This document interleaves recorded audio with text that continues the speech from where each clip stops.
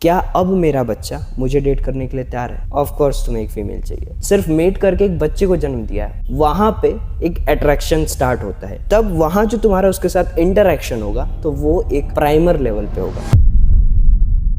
How to attract a true partner? It's not about attracting them. It's not about finding them. एक बढ़िया partner तुम्हें ढूंढना नहीं पड़ता, एक बढ़िया पार्टनर तुम्हें अट्रैक्ट भी नहीं करना पड़ता। अट्रैक्शन और ढूंढना, तुम ढूंढने गए तो मतलब तुम चेस करने वाले हो, और अट्रैक्शन का मतलब उसे अट्रैक्ट करना खुद की तरफ। यानी ये ऐसा बिल्डअप है कि तुम एक सेल्फ मतलब एक वैलिडेशन तुम तैयार कर रहे हो। जस्मीन की लोग कहते हैं कि लड़की के पीछे मत भागो, ओके तुमने समझ लिया कि हाँ नहीं भागना है, बट जब वो कहते हैं कि अट्रैक्ट करो, यानी कि तुम अगर जो बगीचा बना भी रहे हो जिसमें तुम्हारी तितलियां हैं, यानी कि अगर उस वे में एक लड़की को ले कि वो तुम्हारे बगीचे में है, तो तुम एक वैलिडेशन मतलब सीख करने के लिए, मतलब कि वो लड़की है इसलिए तुम उस बगीचे को तैयार कर रहे हो। तो ये चीजें मत करो, तुम्हें वो बगीचा तैयार करना है क्योंकि तुम वहां से और लोगों को फीड कर सको, आने वाली नई पीढ़ी को कुछ सिखा सको, या फिर तुम उस बगीचे को इसलिए बना रहे हो ताकि तुम और जनरेशन जो तुम्हारे आसपास की सोसाइटी है उनको फीड कर सको, उन्हें सिखा सको, उनके बच्चों को सिखा सको। और उस वक्त अगर कोई महिला आती है या फिर कोई लड़की आती है तो तब वहां जो तुम्हारा उसके साथ इंटरेक्शन होगा तो वो एक प्राइमर लेवल पे होगा। दैट मीन कि तुम ना ही अट्रैक्ट कर रहे थे, तुम ना ही चेस कर रहे थे, और ना ही तुम ढूंढ ही रहे थे। You are just like be yourself, कि तुम्हारे पास माइंड में एक गोल है और मेरे को बस चलते रहना है, मेरे को नहीं पता मुझे लाइफ में क्या करना है, बट जो मैं कर रहा हूँ वो मैं कर रहा हूँ। मतलब अभी प्रेजेंट में अगर मैं पोछा मार रहा हूँ तो मैं सिर्फ पोछा ही मार रहा हूँ, मुझे नहीं फ़र्क पड़ता कि वो पोछा मारने से मुझे कोई डिग्री मिलेगी या कोई नया स्कोप मिलेगा या प्लेसमेंट मिलेगा, नहीं पता। What I am doing right now is what I am feeling right now, बस बात खत्म। लेकिन एक बड़े लेवल पे थोड़ा आप चलते हैं कि पार्टनर को अट्रैक्ट या फाइंड के अलावा, अगर इट मीन्स कि देखो सबके अंदर एक होता है अंदर कि भाई देख हमें अपना अगर जीन्स आगे बढ़ाना है, क्योंकि एक नेचर के लेवल पे हमें बढ़ाना ही है, हमें एज अ ह्यूमंस हमें वो चीज़ आगे बढ़ानी है। तो उस लेवल पे अगर हम चीज़ों को देखें कि मान लो कि हाँ भाई देख तुमने जो बोला वो तो ठीक है, लेकिन अगर हमें अपना पीढ़ी आगे बढ़ाना है, हमें अपना जनरेशन आगे बढ़ाना है, तो उसके लिए तो हमें एक फीमेल चाहिए। ऑफ कोर्स तुम्हें एक फीमेल चाहिए, बट उस वक्त भी you are not likely to तुम किसी के साथ जाओ और मीटिंग कर लो और फिर उसके बाद तुमने एक चाइल्ड को मतलब जन्म दे दिया और उस औरत ने तुम्हारे बच्चे को जन्म दे दिया एंड यू आर लाइक कि हाँ चल मेरा जनरेशन आगे बढ़ गया। No no, never do that. Because मैं तुम्हें ये बताना चाहता हूँ कि अगर तुम्हारे माइंड में ये चीज़ है कि मुझे जनरेशन बढ़ाने के लिए मैं किसी भी औरत के साथ सो सकता हूँ, तो तुमने सिर्फ मेट करके एक बच्चे को जन्म दिया है। उस बच्चे की परवरिश कैसे होगी ये डिसाइड करने वाली उसकी माँ है, और अगर उस औरत की एनर्जीज बैड होंगी तो फिर आने वाली जनरेशन अच्छी नहीं होगी। तो तुम्हें आने वाले जनरेशन को भी अच्छा बनाना है, तो that's why you have to interact with the person, the women जो कि खुद एक हाई एनर्जी की हो, और उस हाई एनर्जी को पाने के लिए तुम्हें उस हाई एनर्जी तक का बनना पड़ेगा। वहाँ पे एक अट्रैक्शन स्टार्ट होता है कि तुमने एक अपना फेम पैसा बिल्ड कर लिया, तो फिर तुम्हारे पास जो तुम जिन लोगों से उस वक्त घिरोगे वो अमीर लोग होंगे, वो पोटेंशियली बहुत ज़्यादा हाई होंगे, उनकी एनर्जीज बहुत ज़्यादा हाई होंगी, तुम्हारे पास अपॉर्चुनिटीज़ बहुत ज़्यादा होंगी। कहते हैं ना कि एक बार तुम बस पैसा आना शुरू हो तो फिर पैसा ही पैसा आएगा। That is what main thing is कि तुमने एक बिल्ड कर लिया सिस्टम, उसके बाद तुम्हारे पास पैसे आने शुरू हो गए, तुम्हारे पास सुंदर लड़कियां आनी शुरू हो गई, तुम्हारे पास हाई एनर्जी वुमेन्स आनी शुरू हो गई, तुम्हारे पास अच्छे लोग आना शुरू हो गए, तुम्हारे पास नई अपॉर्चुनिटीज आना शुरू हो गई। तो तुम्हें पहले उस एनर्जी उस फ्रीक्वेंसी तक पहुंचना होता है। देखो अभी मैं तुम्हें सिंपली दो एनर्जीज के बारे में, दो फ्रीक्वेंसीज के बारे में बता रहा हूँ कि एक बैड फ्रीक्वेंसी होती है और एक हाई लेवल एनर्जी, एक गुड फ्रीक्वेंसी होती है। तो ये जो बैड वाली है ना और ये एक हाई वाली है मतलब गुड वाली, तो अभी तुम इस बैड फ्रीक्वेंसी पे हो, हम जन्म लेते हैं तो उससे हमारा जो इन्वायरमेंट होता है वो डिसाइड करता है कि हमारी जो फ्रीक्वेंसी है वो बैड होगी या फिर गुड होगी, और वो हमें नहीं पता होता क्योंकि सबकॉन्शियसली हमें नहीं पता है कि हम किस इन्वायरमेंट में फीड हो रहे हैं, हम कहाँ बड़े हो रहे हैं, पल रहे हैं। धीरे धीरे हमें पता चलता है कि जिस इन्वायरमेंट में हम हैं वहाँ पर चीज़ें सही नहीं हैं, या फिर बहुत लोगों की चीज़ें सही होती है लेकिन फिर भी एक मैकेनिज्म उनके दिमाग में होता है कि नहीं मेरे साथ कुछ सही नहीं हो रहा है। बहुत सारे अमीर घरों में भी जो बच्चे पैदा होते हैं उनके भी दिमाग में होता है कि अरे यार मेरे साथ ये ठीक नहीं है, मुझ पर बहुत ज़्यादा पाबंदी है।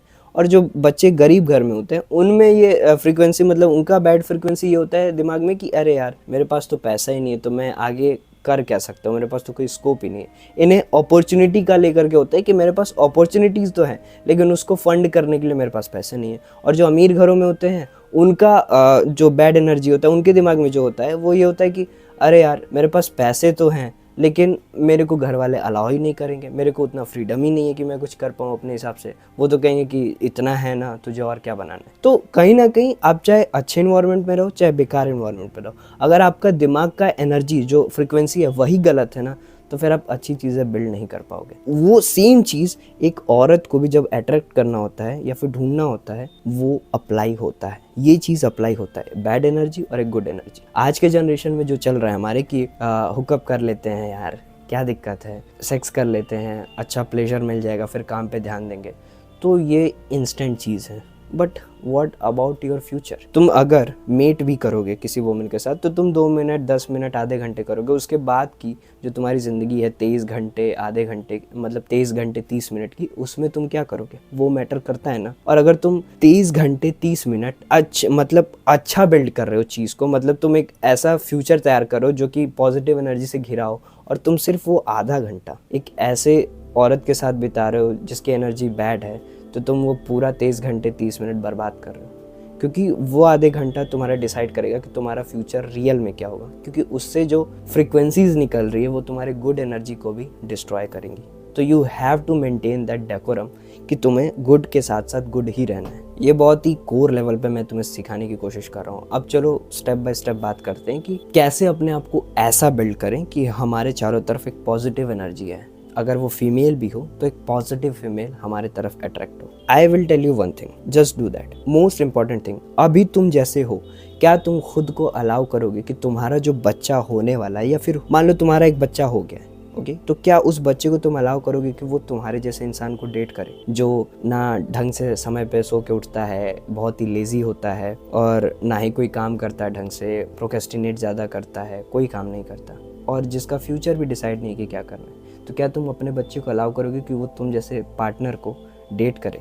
और अगर तुम्हारे मन में है कि नहीं मैं अलाउ नहीं करूँगा, तो तुम्हें खुद से सवाल करना है कि मेरे अंदर क्या क्या कमियां हैं कि मेरा बच्चा मुझे डेट नहीं करना चाहेगा। उन कमियों को सुधारो, उन कमियों को सही करो। फिर पूछो अपने आप से क्या क्या मेरे अंदर, क्या अब मेरा बच्चा मुझे डेट करने के लिए तैयार है। और अगर तुम्हें लगे ना कि नहीं कुछ चीज़ें हैं कि जो मेरे अंदर सही नहीं है और मैं नहीं चाहूँगा कि मेरा बेटा मुझे डेट करे, तो उन चीज़ों को सही करो। ऐसे तुम्हें पता चलेगा कि तुम्हारे अंदर की इनसिक्योरिटीज़ क्या है, तुम्हारी इन्वायरमेंट जो जिस इन्वायरमेंट में तुम रहते हो उनसे जो इनसिक्योरिटीज़ तुम्हारे माइंड में बिल्ड हुई हैं वो क्यों खराब है, और वो खराब है तो उन चीज़ को हील करने की कोशिश करो। तुम्हें एक ऐसा पार्टनर चाहिए कि मान लो कि तुम कोई काम नहीं कर पाते या कोई दूसरा काम कर रहे हो और तुम्हें ये काम भी कराना है। मान लो कि तुम काम ज़्यादा करते हो और खाना बनाने का टाइम नहीं है तुम्हारे पास, तो तुम सोच रहे हो कि नहीं खाना बनाने वाली एक आ जाए, तो उसके लिए तुम मेड रख लो ना। तुम सोच रहे हो कि वाइफ ही लेके आओ जो मेरे लिए खाना बनाए, तो दैट इज़ नॉट गुड। वहाँ पे तुम एक एक्सपेक्टेशन बिल्ड कर रहे हो, और वो तुम्हारे लिए क्या पता कि शुरू में 4 साल 5 साल खाना बना दे और फिर उसके बाद वो गायब हो जाए, कहे कि नहीं मेरा मन नहीं कर रहा है खाना बनाने का। तो फिर तुम क्या करोगे? तुम तो फंस गए। तो इससे बढ़िया तुम मेड ही रख लो। तुम्हें किसी से कोई चीज़ एक्सपेक्ट नहीं करना है। अगर वो खुद से करके दे रहा है तुम्हारे लिए तो बढ़िया है, पर अगर नहीं करके दे रहा है तो छोड़ दो, मत कराओ। क्योंकि अगर सामने वाला तुम्हारे लिए खुद से करके दे रहा है ना तो वो ज़्यादा लंबे समय तक करेगा। बट अगर वो खुद से नहीं कर रहा है ना और तुम्हें बोलना पड़ रहा है, तो फिर वो ज़्यादा दिन तक नहीं टिकेगा। तो फर्स्ट ऑफ ऑल खुद से सवाल करो कि क्या मेरा बच्चा मेरे को डेट करेगा। उसके बाद क्या करो कि जब तुम्हें पता चले अपनी इनसिक्योरिटीज़ के बारे में, तो उनके बारे में पता करो कि मैं उनको हील कैसे कर सकता हूँ। हील करने के बाद तुम्हें पता चलेगा कि अब तुम तैयार हो रहे हो अपने पार्टनर को अट्रैक्ट करने के लिए, और समथिंग लाइक दैट। पार्टनर भी छोड़ो यार, तुम हील हो रहे हो, और जब तुम हील होगे ना तो तुम्हें किसी की ज़रूरत नहीं पड़ेगी। वो मोमेंट होगा जहाँ पे तुम एक ट्रू और बेस्ट मेट को सेलेक्ट करोगे। सेलेक्ट भी नहीं करना है, तुम्हारे पास वो खुद आएगा, और तुम्हें पता भी नहीं चलेगा कि वो मेरे पास कब आ गया, और तुम कब उससे मतलब एक कॉन्शियस लेवल पे उससे अटैच हो जाओगे कि तुम कहोगे ये है अच्छा है, ये नहीं है तब भी मेरा दिन अच्छा जा रहा है, बट ये है तो मेरा दिन और अच्छा जा रहा है। यू आर नॉट लाइक कि मैं उसके जाने से नस काट लूँगा, हाथ काट लूँगा, मर जाऊँगा, गिर जाऊँगा, कुछ नहीं। यू आर लाइक कि नो ये है तो मुझे और अच्छा लग रहा है, मैं ग्रो कर रहा हूँ लाइफ में। तो ऐसे और वीडियोज़ अगर तुम्हें देखने हैं तो प्लीज़ सब्सक्राइब कर लो, और हम मिलते हैं और भी वीडियोज़ में। ये सारे जो वीडियोज़ मैं लेकर के आ रहा हूँ ये बहुत ही हाई लेवल हैं, और समझने की इनको कोशिश क्या करो, स्पीड में मत देखा करो प्लीज़, क्योंकि फिर तुम नहीं समझ पाओगे। बेसिक नॉर्मल पे देखा करो, अपना रिटेंशन मत गिराओ, वरना तुम्हें बाद में जा करके बहुत दिक्कत होगा। Thank you.